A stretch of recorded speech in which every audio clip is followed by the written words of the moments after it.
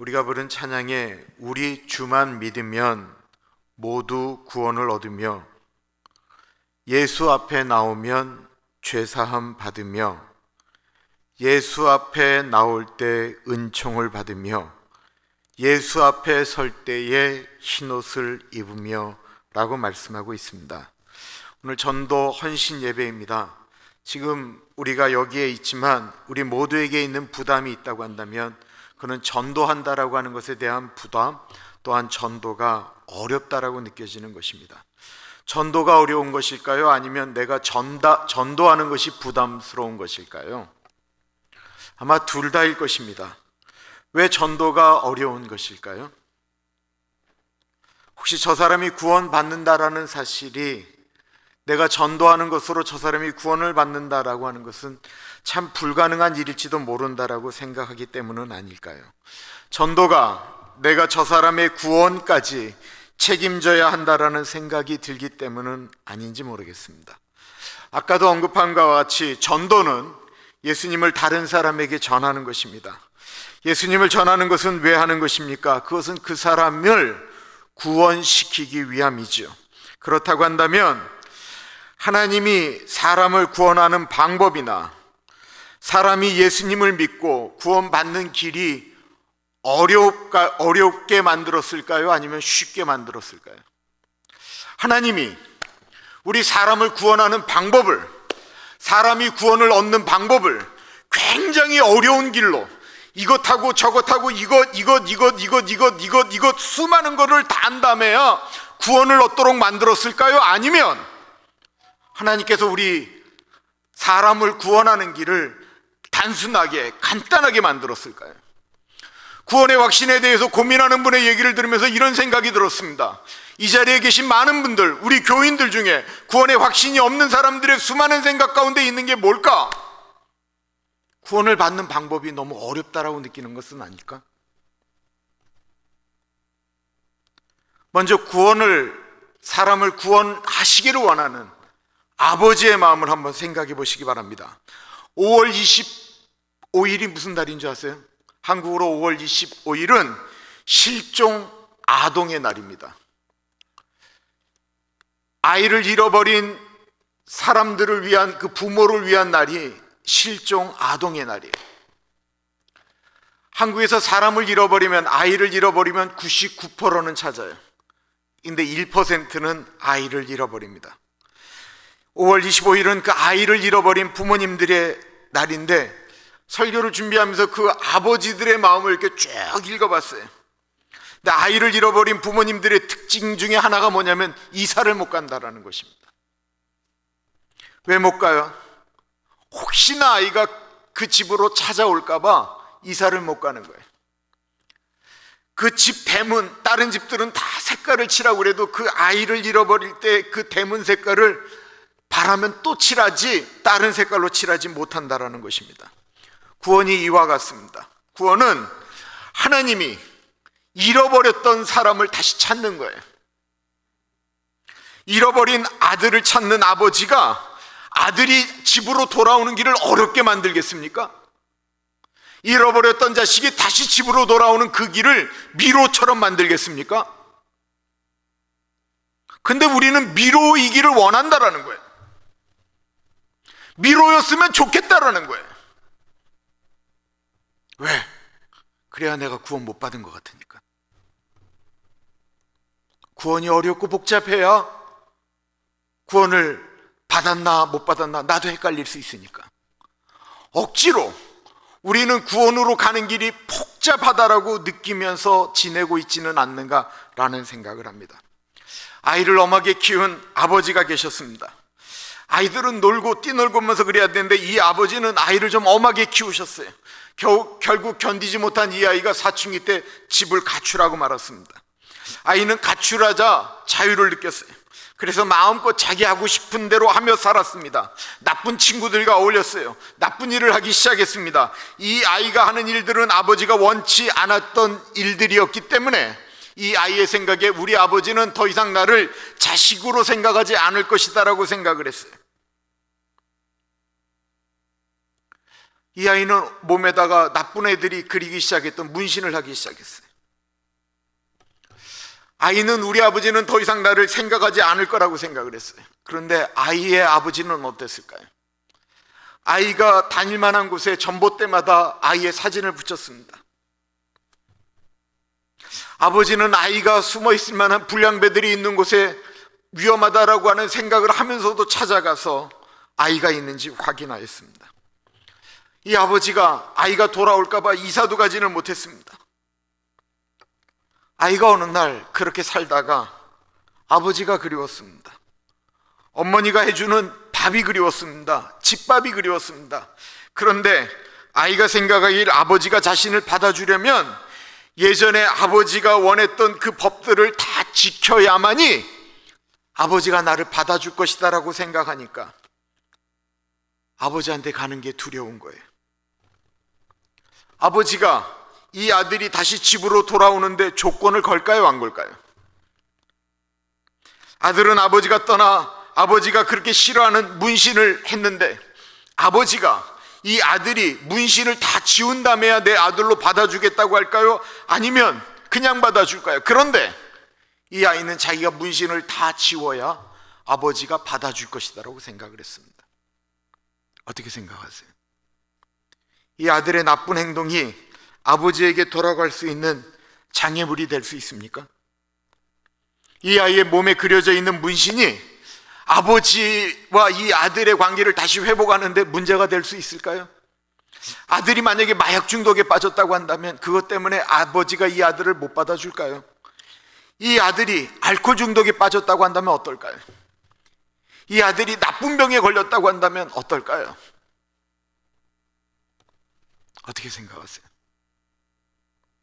이 모든 것들, 아이가 몸에 문신을 했던, 마약 중독에 빠졌던, 알코올 중독에 빠졌건, 나쁜 병에 걸렸건, 이 아들이 나쁜 짓을 해서 전과자가 되었던, 아버지는 이 아들이 오는데 그것 때문에 이 아들을 받아주네 안 받아주네 그렇게 안 할 거예요. 여러분 같으면 어떻게 하시겠어요? 여러분 같으면 여러분들의 자식이 그렇게 나갔다가 하는데 문신했다고 안 받아주시겠어요? 그 아들이 마약 중독에 빠졌다고 너는 더 이상 내 아들이 아니다라고 얘기를 하겠어요? 알코올 중독에 빠졌으면 어떻게 하시겠어요? 이 아이의 진짜 장애물은 뭐예요? 이 아이가 아버지에게 가는데 장애가 되는 것은 뭐죠? 그것은 이 아이가 지레짐작으로 우리 아버지는 나를 안 받아줄 것이다, 나는 구원 못 받았다라고 아버지가 그렇게 생각 안 하는데 이 아들이 그렇게 생각하는 거예요. 구원의 특징이, 구원의 확신이 없는 사람들의 특징은 자신의 생각을 갖고 얘기하는 거지 아버지의 생각을 얘기하는 게 아닙니다. 분명히 보세요. 아버지의 생각은 성경에 나와 있는데 구원의 확신이 없는 사람들의 얘기는 다 자기의 생각을 얘기한다라는 거예요.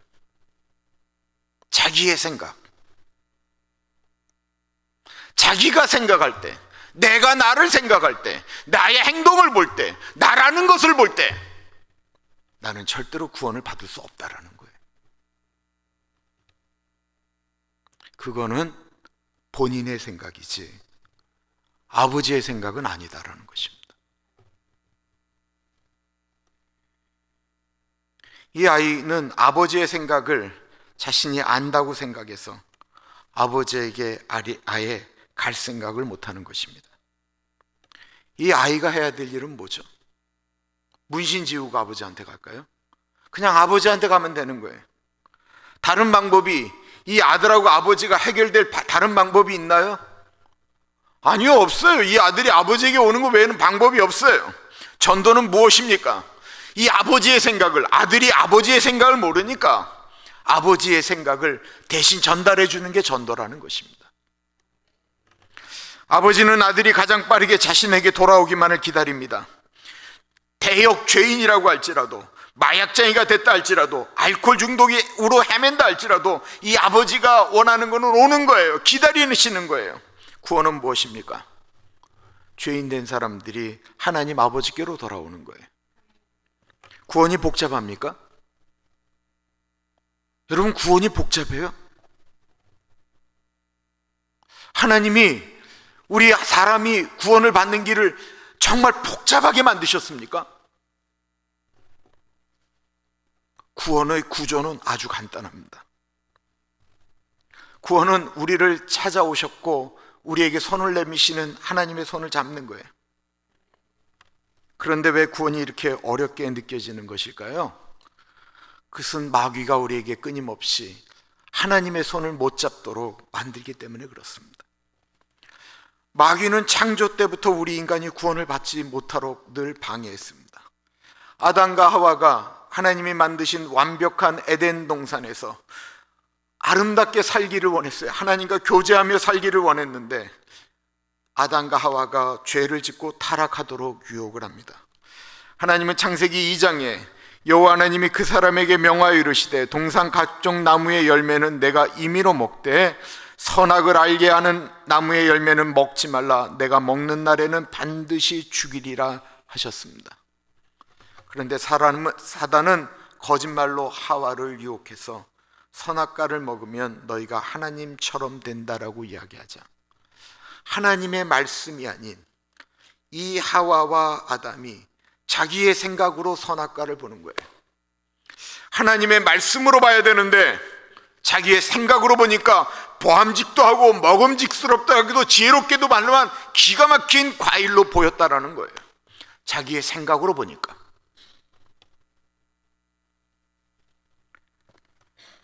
범죄하고 아담과 하와는 실낙원되었습니다.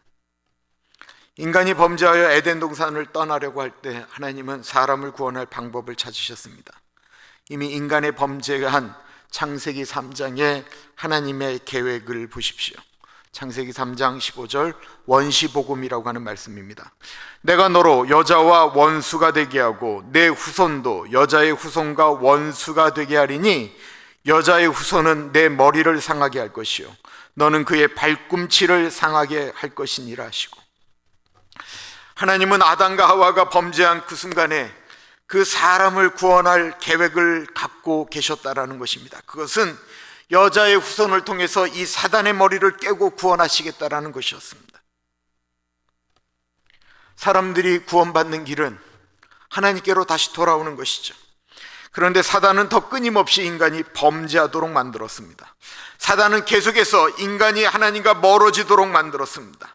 사단은 하나님의 인간 구원의 계획, 여자의 후손 예수 그리스도 하나님의 아들이 마리아의 몸을 통해 이 세상에 올 것을 알고 끊임없이 방해했습니다. 베들레헴에 마리아가 예수님을 태어나게 할 장소가 없도록 만들어서 길거리에서 낳다가 죽도록 방해하였습니다. 그것이 실패하자 헤롯 왕을 격동시켜서 어린아이들, 근동에 있는 베들레헴 근처에 있는 모든 아이들을 죽여 나사렛 예수님을 죽이려고 했습니다. 예수님께서 공생애를 시작할 때 어떻게든지 예수님을 유혹해서 광야에서 시험받아서 하나님의 아들의 일을 포기하고 인간적으로 살 수 있도록 애쓰고 노력하며 유혹했었습니다. 끊임없이 예수님을 시험 들게 만들었고 사람에게 배반당하게 만들었고 힘들고 어렵도록 만들었습니다. 십자가를 지시는 것에 대한 두려움도 갖게 만들었습니다. 결국 기도하면서 승리하신 예수님이 십자가에 못 박혔을 때 사람들을 통해서 십자가에서 내려오라고 이야기하며 예수님의 하나밖에 남아있는 자존심만저도 다 빼앗았습니다. 예수님이 그럼에도 불구하고 십자가에 죽으시자 부활하지 못하도록 큰 돌로 맞고 로마 병정들로 지키게 했습니다. 예수님은 십자가에서 우리 인류의 죄를 짊어지고 죽으셨고 인간이 죄와 사망의 문제를 해결하였다라고 선포하시며 부활하셨습니다. 죄의 문제, 죽음의 문제, 즉 구원으로 가는 걸림돌은 하나님이 처리하셨어요. 즉 사람이 구원으로 들어가는 장애물만큼은 하나님 스스로 하나님이 십자가에 달림으로 다 처리하셨다라는 것입니다. 하나님은 우리 사람들이 구원받을 수 있는 길을 단순하게 쭉 열어주셨어요. 구원의 길이 어렵습니까? 아주 간단합니다. 우리가 죄인인 것을 깨닫고 예수의 십자가를 붙들면 구원하시겠다라고 약속하셨습니다. 다른 약속이 있습니까? 요한복음 1장 12절은 이렇게 말씀하고 있습니다. 영접하는 자, 곧 그 이름을 믿는 자들에게는 하나님의 자녀가 되는 권세를 주셨다라고 말씀하셨습니다. 내 후배 중에 원자력 연구소에 있는 후배가 있어요. 똑똑한 친구예요. 아무리 성경 가운데 하나님을 만나려고 애쓰고 노력해도 못 만났어요.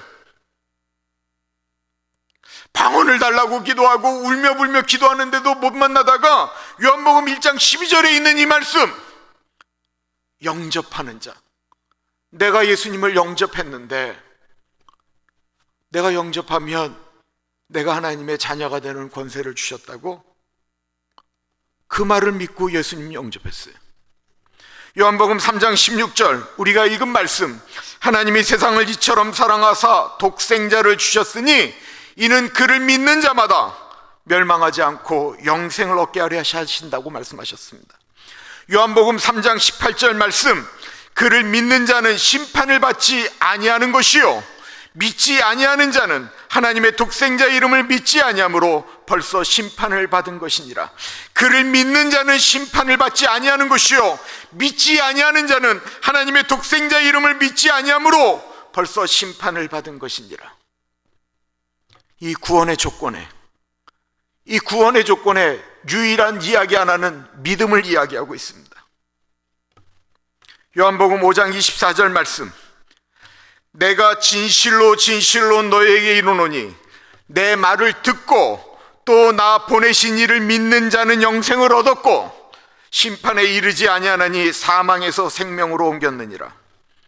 내 말을 듣고 또 나 보내신 이를 믿는 자는 영생을 얻었고, 성경에 영생을 얻는 것은 하나님을, 예수 그리스도를 보내신 예수를 믿고 그 예수를 보내신 하나님 아버지를 믿으면 영생을 주신다라고 약속을 하셨습니다. 사망에서 생명으로 옮겼다라고 했습니다. 구원의 다른 방법을 성경에서 말씀하신 적이 있습니까?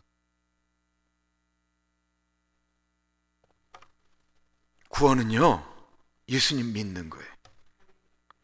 예수님이 나의 죄를 짊어지시고 십자가에서 죽으셨다라는 사실을 믿는 거예요. 내가 죄인인데, 내가 용서받을 수 없는 사람인데 하나님의 아들 예수 그리스도가 십자가에서 나를 위하여 죽으셨다라고 하는 그 사실을 믿고 주님을 영접하는 것, 그거 외에 구원의 다른 방법은 성경에 기록된 게 없어요. 뭘 더 어떻게 해야 구원의 확신을 갖습니까? 뭘 더 어떻게 해야?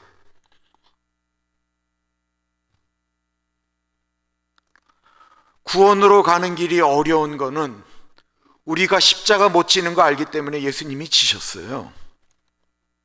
우리가 채찍 못 맞는 거 알기 때문에 예수님이 채찍에 다 맞으셨어요. 우리가 못하는 거 하나님이 다 하셨어요. 그러면서 우리가 할 수 있는 거 하나 알려주셨는데 믿으라는 거예요. 믿으라는 거.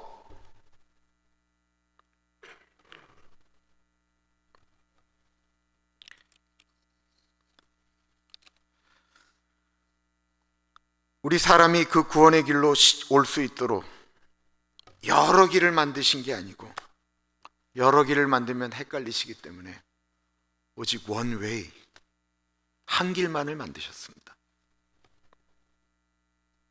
그 길로만 오면 구원을 얻을 수 있다는 것입니다. 구원의 길이 여러 개입니까? 오직 하나입니다.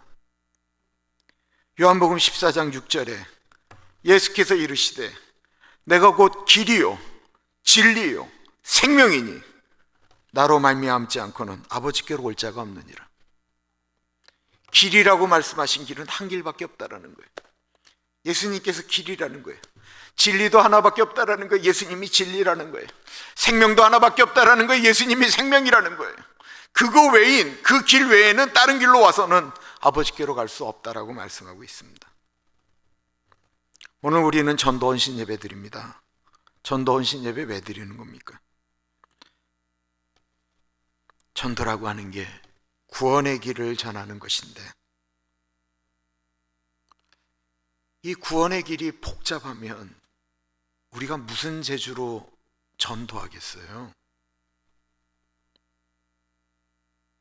너무 복잡하고 어려우면 우리가 무슨 재주를? 사람들 나름대로 구원의 길을 이야기합니다. 이 길이 구원의 길이다. 그래서 제시하는 수많은 길들이 있습니다. 도덕적으로 살아야 된다, 선행을 해야 된다, 옳은 길로 가야 된다, 수많은 얘기를 하는데 그게 구원의 길은 아니에요.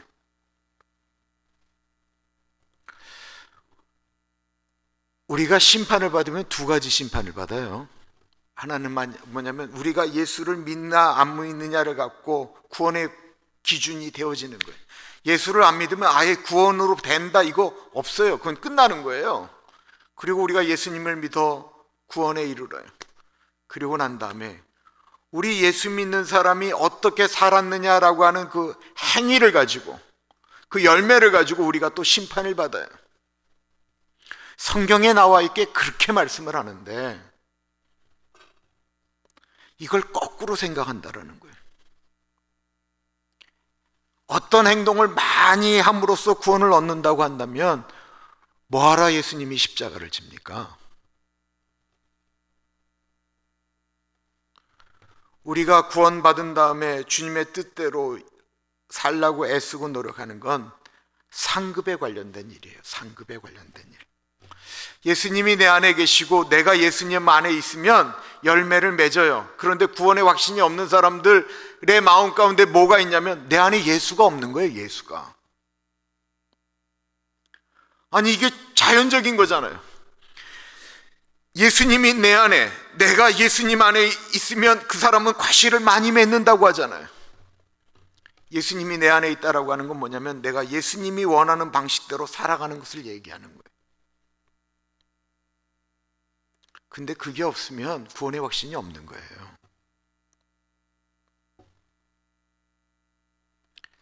지금 이 자리에 와 있는 우리들이 구원을 위해 무슨 일을 했습니까?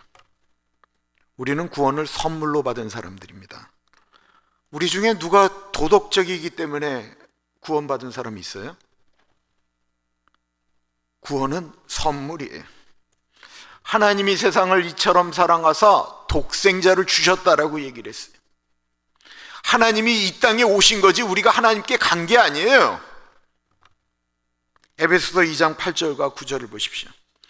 너희는 그 은혜에 의하여 믿음으로 말미암아 구원을 받았으니 이것은 너희에게서 난 것이 아니요 하나님의 선물이라. 행위에서 난 것이 아니니 이는 누구든지 자랑하지 못하게 함이라. 로마서 3장 23절 24절 말씀. 모든 사람이 죄를 범하였음에 하나님의 영광에 이르지 못하더니 그리스도 예수 안에 있는 속량으로 말미암아 하나님의 은혜로 값없이 의롭다 하심을 얻은 자 되었느니라. 모든 사람이 죄를 지었기 때문에 다 죽을 수밖에 없지만 그리스도 예수 안에 있는 속량, 죄의 값을 대신 져준 십자가의 은혜로 말미암아 우리가 그 은혜로 말미암아 구원을 받았다라는 것입니다. 그래서 우리가 구원받은 건 하나님의 한량없는 은혜라는 거예요. 우리는 그냥 주님 앞에 나 같은 죄인 살리신 그 은혜에 감사합니다. 한량없는 은혜, 갚을 수 없는 은혜를 고백하는 거예요. 사람들이 체험을 되게 중요시 여깁니다. 구원의 확신이 없는 사람들 중에 느끼는 게 내가 좀 느꼈으면 좋겠다라는 거예요. 그거 느끼고 싶어서 잘 넘어뜨리는 곳에 가서 나도 좀 넘어졌으면 좋겠다라고 하고 이야기를 해요. 뜨거운 불빛을 좀 느꼈으면 좋겠다라고 얘기를 해요. 나도 가슴이 좀 뜨거워졌으면 좋겠다라고 얘기를 해요. 나도 방언을 좀 했으면 좋겠다고 얘기를 해요. 나도 횟가닥 한번 뒤집어졌으면 좋겠다라고 얘기를 해요. 여쭙겠습니다. 방언이 구원입니까? 넘어지는 게 구원이에요? 가슴이 뜨거워지는 게 구원이에요? 횟가닥 뒤집어진 게 구원이에요? 아니에요. 그거는 우리가 예수를 믿는 게 구원이에요. 구원은 죄인된 우리가 예수님에게 나아가 예수님 나 좀 살려주세요라고 예수님에게 우리의 몸을 맡기는 게 구원이에요. 방언받는 게, 뒤집어지는 게, 넘어지는 게 구원이라고 한다면 우리 이 자리에 있을 필요 없어요. 다 그런 자리로 가야 되지. 예수님이 죄 많은 삭개오를 불렀습니다. 뽕나무 위에 있는 삭개오에게 삭개오야 내려와라, 내가 오늘 너희 집에 가서 유하여야 되겠다, 내가 오늘 너하고 먹어야 되겠다라고 얘기를 했어요. 그래서 내려오셔서 예수님과 제자들이 삭개오와 같이 밥을 먹었어요. 그때 그 집에 구원이 임했어요. 뽕나무에 올라갔기 때문에 구원받았습니까? 뽕나무가 구원입니까? 뽕나무 위가 구원입니까? 아니요. 예수님께서 내려오라고 얘기하자 삭개오가 예수님을 따라서 그 집으로 들어갔기 때문에 구원받은 거예요. 예수님이 고기 잡는 베드로를 불렀어요. 그에게 말씀하셨어요. 나를 따라오너라, 내가 너로 사람을 낚는 어부가 되게 하겠다라고 얘기하자 베드로가 모든 것을 버려두고 예수님을 따라갔어요. 사마리아 수가성의 여인에게 예수님께서 생수를 너에게 주겠다라고 말씀하셨어요. 네가 먹는 물은 다시 목마르거니와 내가 주는 물은 다시는 목마르지 않겠다라는 말에 그 여인이 가장 소중하게 여겼던 물동이를 버려두고 예수님을 증거하기 시작했어요. 이들이 구원받은 모든 것들은 그들의 행동이 아닙니다. 이들은 그냥 예수님의 말씀에 순종했다라는 것입니다. 우리가 전도를 통해 무슨 체험을 전하는 게 아니에요. 막 그렇게 생각하니까 이게 너무 부담스러운 거예요. 나는 방언도 못하는데요, 나는 누가 이렇게 넘어지는데 다들 넘어지는데 난 넘어지지도 않는데요, 누구는 기도할 때 보면 여기가 막 뜨거워졌다라고 하는데 저는 그런 게 없어요.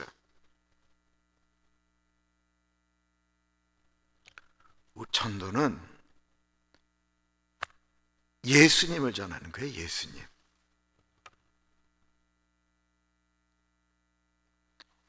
지금 이 자리에 나와 있는 분들은 무엇으로 구원을 받았다라고 생각을 합니까?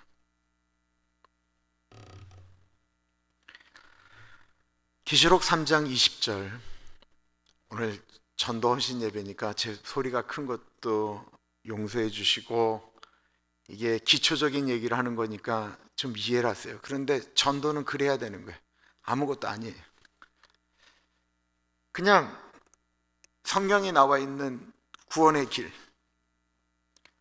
그냥 내가 예수님을 나의 구주로 영접합니다 라고 고백하는 거예요. 물론 그럴 때 확 하고 뜨거워지고 막 가슴이 떠고 눈물 콧물도 나면 좋겠지만 그러지 않는 분들이 훨씬 더 많아요. 그러지 않은 훨씬 더 많은 분들 중에 이 자리에 계신 분들이 있어요. 내가 이름을 대면 놀라실 거예요. 그런데 그렇게 오래를 예수를 믿었나? 그런 일이 없는데도 없다니까요. 계시록 3장 20절 보세요. 볼지어다 내가 문 밖에 서서 두드리노니 누구든지 내 음성을 듣고 문을 열면 내가 그에게로 들어가 그와 더불어 먹고 그는 나와 더불어 먹으리라. 구원은 예수님을 내 안에 초청하는 것입니다. 누군가 우리 집에 누군가를 초청하는 것과 똑같은 거예요. 내가 어떤 분을 초청할 때, 누구를 초청하려고 하면 음식을 준비하고 할 때 그분을 생각하면서 초청하듯이 우리가 예수님을 그냥 초청하는 거예요. 예수님을 영접하는 건 초청하는 것이고, 예수님을 초청하는 건 물을 마시는 것처럼 간단합니다. 예수님께서 사마리아 수가성의 한 여인, 인생의 목마름으로 고통하는 한 여인에게 이렇게 말합니다. 예수께서 대답하여 이르시되 이 물을 마시는 자마다 다시 목마르려니와 내가 주는 물을 마시는 자는 영원히 목마르지 아니하리니 내가 주는 물은 그 속에서 영생하도록 솟아나는 샘물이 되리라. 누군가 물을 마시는데 무슨 체험이 필요합니까? 구원이라고 하는 건 예수님을 내가 영접하는 건 물을 마시는 것처럼 똑같은 행동이라는 거예요. 예수님을 내가 마신다라고 얘기하는 거, 우리가 지난번에 우리가 성찬식을 하면서 주의 피를 마신다라고 고백하는 그것처럼 그냥 우리가 마신다라고 하는 거예요. 구원은 그렇게 간단한 거예요.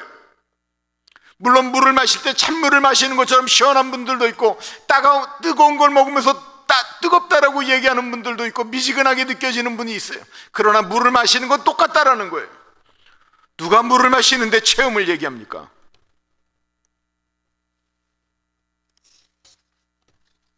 구원은 문을 열고 들어오는 거와 똑같은 거예요. 누가 교회 문을 열고 들어올 때 무서워하면서 교회 문을 열습니까? 여러분들 집에 문을 열고 들어갈 때 두려워하나요? 구원의 문을 열고 들어가는 일이 뭐 그렇게 어렵다고 생각을 하세요? 예수님은 당신을 문이라고 말씀하셨습니다. 요한복음 10장 9절에 보면 내가 문이니 누구든지 나로 말미암아 들어가면 구원을 받고 또는 들어가며 나오며 꼴을 얻으리라. 다시 한번 읽을게요. 내가 문이니 누구든지 나로 말미암아 들어가면 구원을 받고. 예수님은 본인을 문이라고 얘기하는 거예요. 예수 그리스도의 이름으로 기도하며 예수 그리스도와 더불어 살며 그 문으로 들어가면 구원을 얻는다라는 거예요. 그 문 여는데 우리가 키를 준비해야 됩니까?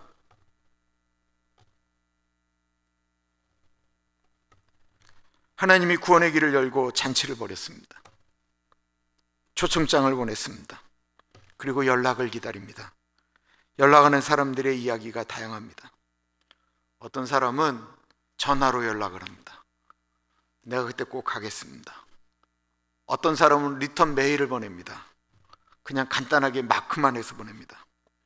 어떤 사람은 그냥 자기가 초대되었다라는 사실에 너무 감격스러워서 나 같은 사람을 초대한 게 분명히 맞습니까? 확인하고 또 하고 또 한 다음에 내가 꼭 하겠습니다라고 얘기합니다. 그러면서 얘기합니다. 우리 집사람 데려가도 되겠습니까? 우리 아이들이 요즘 잘 못 먹었는데 우리 아이들 좀 데려가도 되겠습니까? 라고 얘기합니다. 어떤 사람은 전화를 걸어서 이렇게 얘기합니다. 무슨 옷을 입고 가야 됩니까? 라고 질문을 던집니다. 이들의 대답은 다 각기 달랐어요. 근데 이들의 대답의 공통점은 뭐냐면 그 잔치에 다 참여하겠다라는 것입니다. 우리가 구원을 고백하는데 예수 그리스도가 나의 구주라고 고백하는데 어떤 사람은 찬양으로, 어떤 사람은 기도로, 어떤 사람은 말씀으로, 어떤 사람은 간증으로 수많은 예수님을 만났던 다양한 경험들이 있어요. 그러나 그것이 다 예수님을 나의 구주로 영접했다라고 하는 것의 똑같은 표현이라는 것입니다.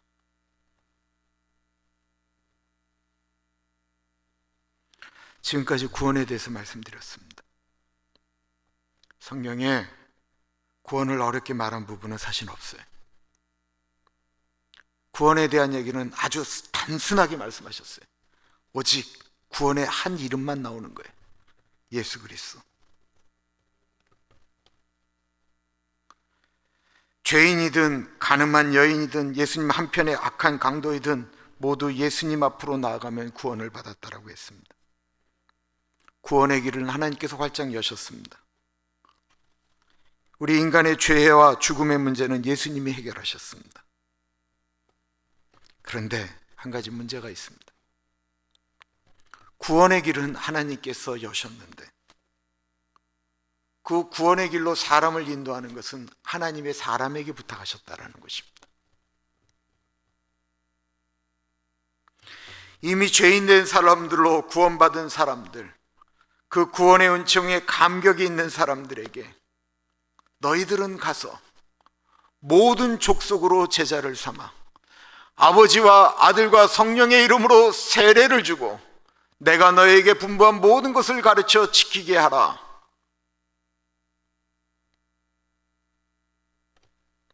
사람들은 하나님께 초청장을 못 받았다라고 얘기합니다. 우리가 초청장입니다. 사람들은 구원의 문조차 들어가지 못했다라고 이야기합니다. 우리가 그 구원의 문까지 동행하는 사람들입니다. 사람들이 생수의 근원 되시는 예수님을 느끼지 못했다라고 얘기합니다. 우리가 다른 사람들에게 생수의 근원 되시는 예수를 전달하는 구원의 메신저입니다. 구원의 길은 간단하지만 단순하지만 문제는 사람들이 이 아버지의 마음을 모른다라는 것입니다. 예수님 앞으로 나오면 되는데 사람들이 모른다라는 것입니다. 하나님 아버지가 아주 간단한 구원의 길을 준비하셨는데 사람들이 모른다라는 것입니다. 여러분, 우리가 자체가 구원의 문제가 복잡하면 밖에 있는 사람들에게 구원의 문제를 얘기할 수가 없어요. 뭐라고 얘기하실 거예요? 도대체 뭐라고 얘기하실 거예요? 구원의 문제가 그렇게 복잡하면 예수를 영접해야 되고 이거를 해야 구원을 받는다라고 얘기하실 거예요? 마귀는 끊임없이 구원의 길이 어렵다라고 얘기합니다.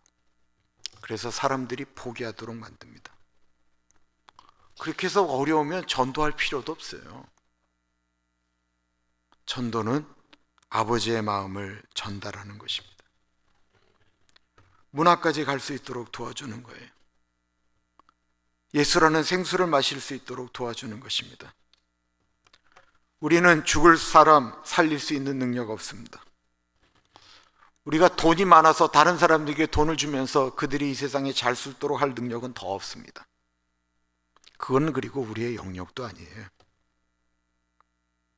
그런데 그 일이 얼마나 값어치 있는지는 잘 모르겠지만 구원으로 인도하는 길은 한 영혼, 천하보다 귀한 사람을 구원하는 일입니다.